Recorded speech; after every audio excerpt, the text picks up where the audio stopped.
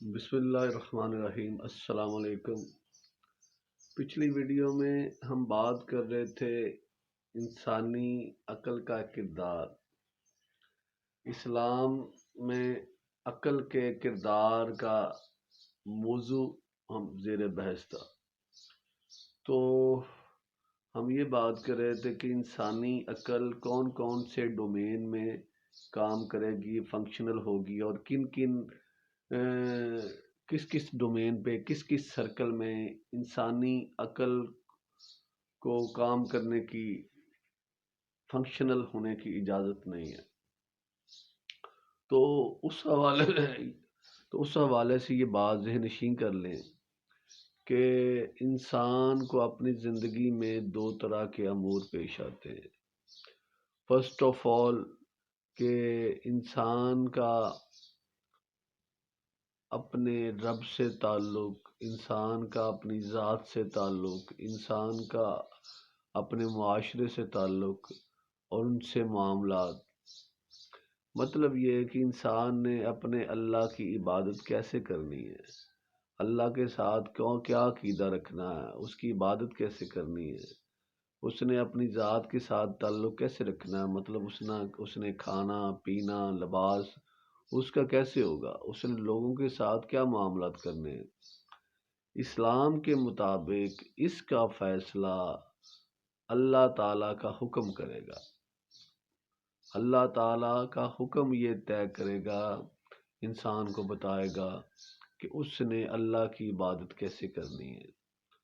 اپنی ذات سے تعلق مطلب کھانا پینا لباس پہننا، کس طرح، کون سا کھانا اس نے کھانا ہے اور کون سا نہیں، کون سا مشروب پینا اور کون سا نہیں، کون سا لباس پہننا اور کون سا نہیں، اور لباس پہننا تو کس طرح پہننا۔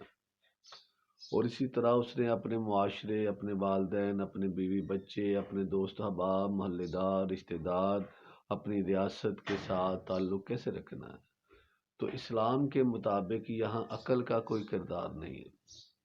یہاں پہ اللہ کا حکم طے کرے گا کہ اس نے اپنے رب کے بارے میں کون سا عقیدہ رکھنا ہے۔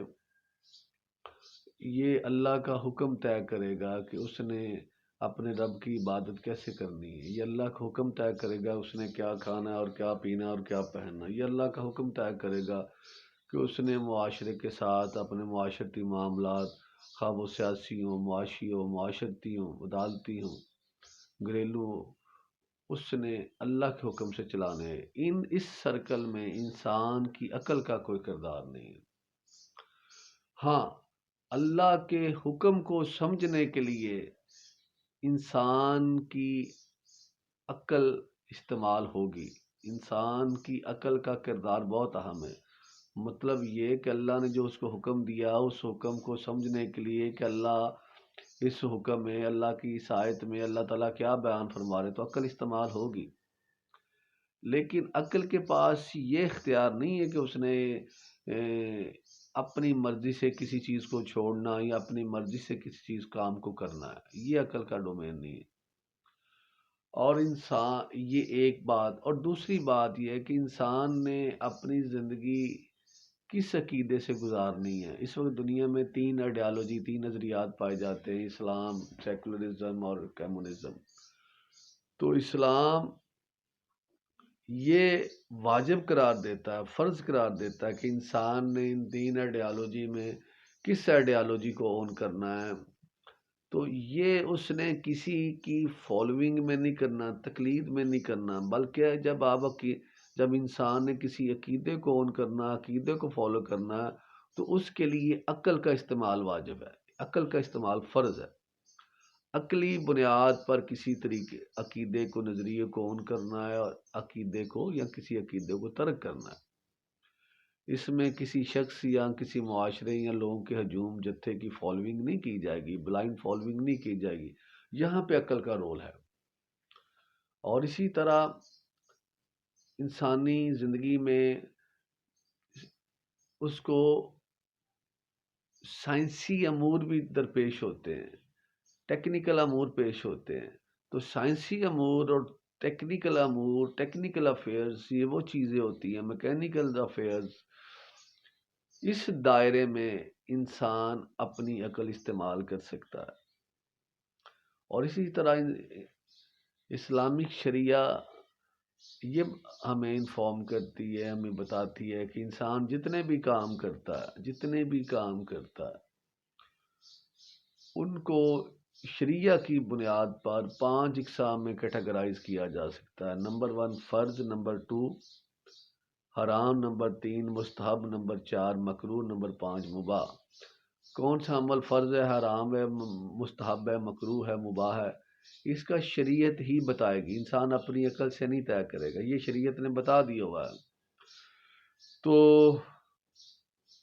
انسانی عقل کسی فرض کو حرام نہیں کہہ سکتی، کسی حرام کو فرض نہیں قرار دے سکتی، اور انسانی عقل کسی مستحب کو مکروہ اور کسی مکروہ کو مستحب نہیں قرار دے سکتی، انسانی عقل کسی مباح کو فرض نہیں قرار دے سکتی، مستحب نہیں قرار دے سکتی، یعنی کہ انسان کی عقل کا کردار بڑا محدود ہے اس ڈومین میں۔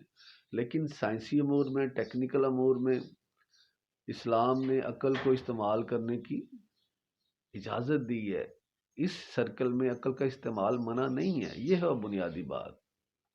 شرعی امور یعنی کہ جن کاموں کو اللہ تعالیٰ نے کرنے کا حکم دیا ہے، جن کاموں سے اللہ نے روکا ہے، ان کاموں میں عقل استعمال نہیں ہوگی، اور انسان نے اپنی زندگی کس عقیدے سے گزارنی ہے، اس عقیدے کو اون کرتے وقت اس نے آیا کون سا عقیدہ اون کرنا ہے، قبول کرنا ہے، اس کا فیصلہ انسان کی عقل کی بنیاد پر ہوگا، وہاں پہ عقل استعمال کرنی ہے۔